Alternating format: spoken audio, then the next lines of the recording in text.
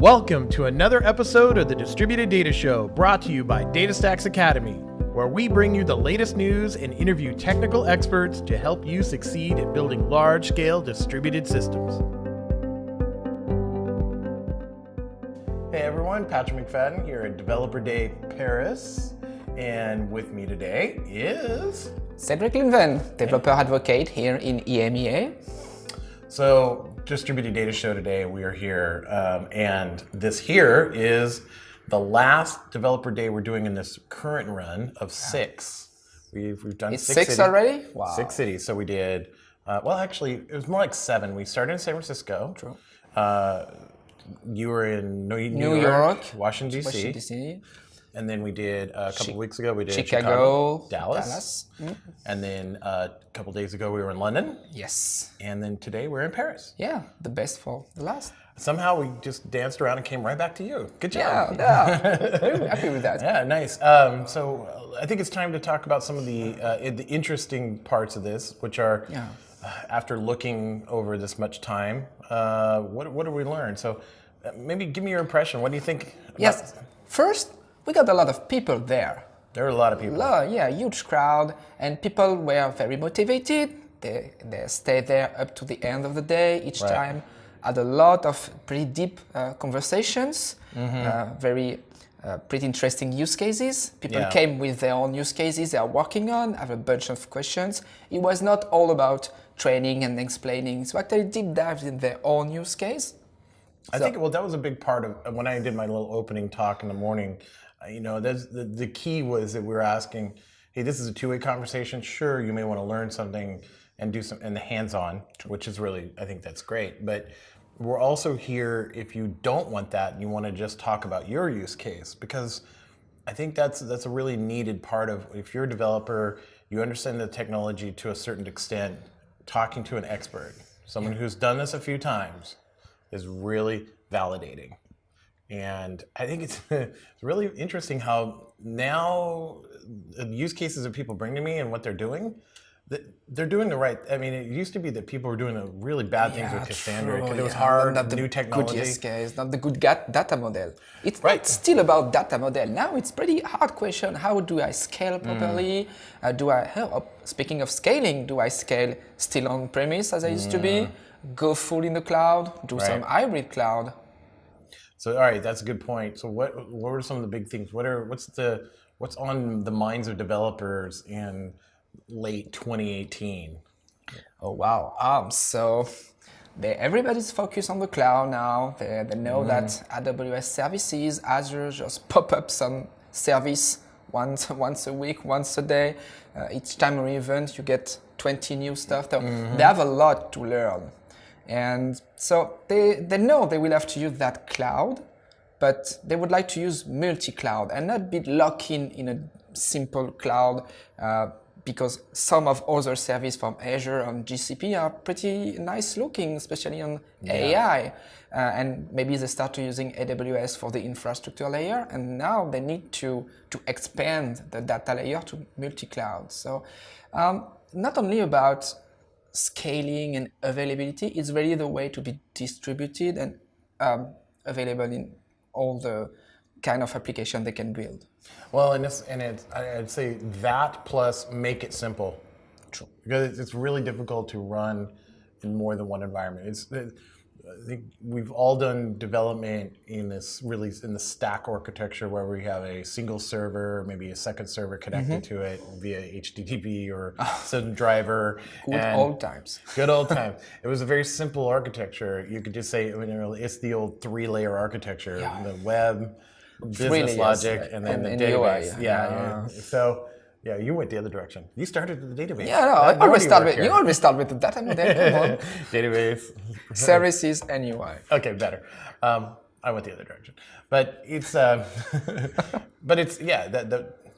those methods still apply. I mean, that 3-stack architecture is more or less still out there. It's not like but it's just distributed in ways that we haven't before. Distributed and even in a microservice, because everybody is micro now. Right. Instead of splitting into layers, it's like now they're splitting into columns, but in any single column, you will again find the UI service and still data. It's still there. There's a lot of it too. So we had a really interesting, we had two demos. We had one in Chicago, and then not you, it was David and Alex this morning did that demo as well. Maybe explain a little bit if they hadn't seen it. Yeah, sure. It was amazing. So we started with a bunch of data center, one on-premise and one of any most famous public cloud, GCP, Azure, and AWS. Yep. And there was that nice application running telling that I'm writing and reading in real time into those multiple data centers and try to put some high priority on the on-premise data center. So we can show through the log that we are actually pointing on the on-premise data center. And boom, they start to do some pretty bad things with the cluster. That's my favorite part, actually. Kill -9, everything, -9. randomly. So aggressive. It's not this, we're going to carefully shut down the server. No, kill -9. It's just boom, taking a hammer to this whole thing. And as we got the up center, just showing what happened, you just see the node just blew up. Just disappearing.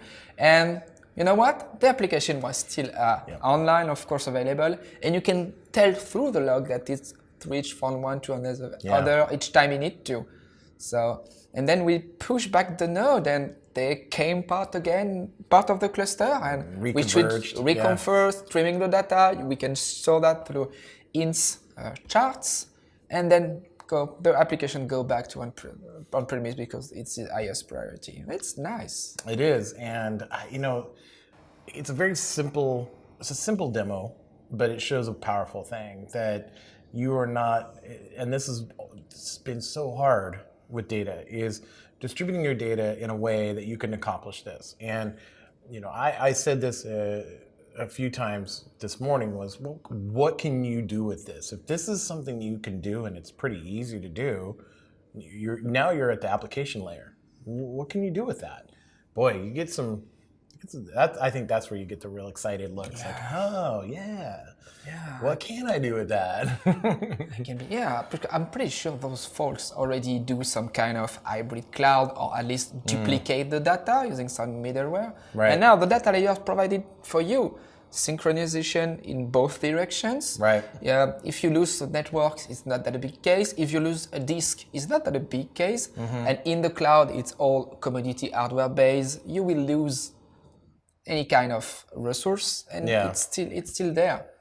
So another thing that we were doing, we set up separate tracks. We had a Cassandra learning track, which I think is really critical. There's still a lot of folks out there don't know about Cassandra, but we had a DataStax Enterprise track, and you helped teach some of that, expanding on basic Cassandra. So beyond Cassandra, some of the stuff that you were going over. I used to be part of the search track, assisting people just to figure it out, what you can do with Solr, full search index. And actually, people already knew the Solr stuff, and we go pretty deep in some hands-on, trying to figure it out if an index should be case sensitive or not, how could we change that with Cassandra. So multiple level of people, so very advanced like that, and for very new. But in the end, everybody go to ends of the hands-on as you expect, and get with the main idea.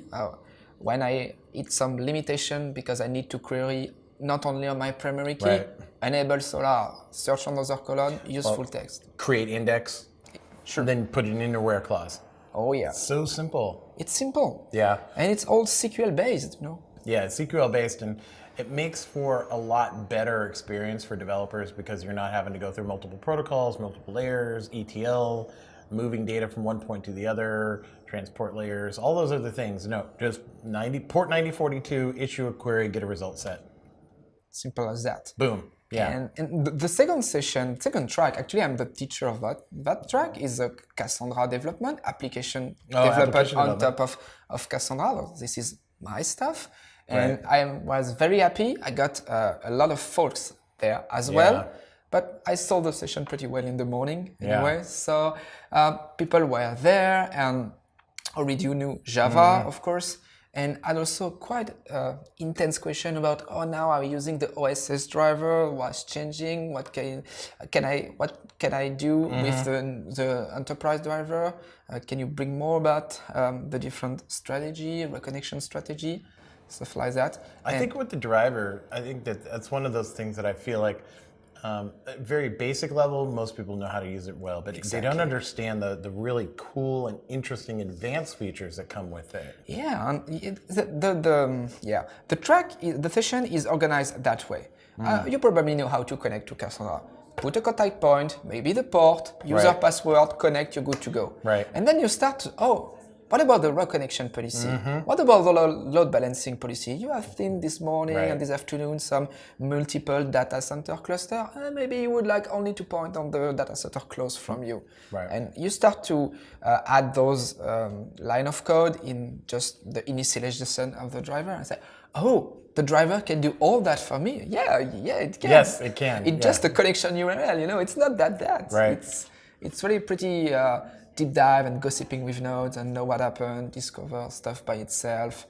And the end zone is actually developing a real applications with Java, and at the end it's working. So we do a lot of the Java driver in these developer days, but have you heard people ask for other driver content? Yeah, 6 dates is a lot. Of course, I had a multiple of questions. I had a question for Node.js driver.